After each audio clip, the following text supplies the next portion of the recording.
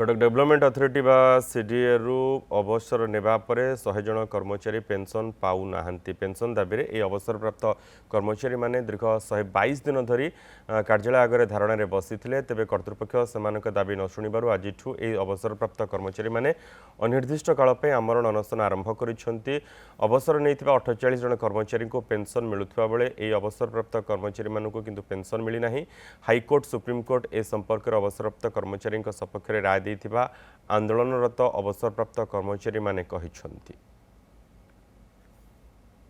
अनशन आमर single agenda आमर पेंशन गोटाए संस्था रे आज पर्यंत एमिति डेमोक्रेटिक कंट्री कथा छाड़तु जोटी डेमोक्रेसी भी नाही सेमिति भी देश नाही जोटी गोटाए ऑफिस रो अधा लोक अलगा पेंशन पाइबे आउ अधा लोक टोटाली पाइबे एमती आज पर्यंत संस्था नाही केवल आमर संस्था को छाड़िले आम संस्था पाखापाखि 100 जन पाऊना 48 जन पाँच अदालत हाईकोर्ट सुप्रीमकोर्ट समस्ते ए बाबद पेंशन देवाई।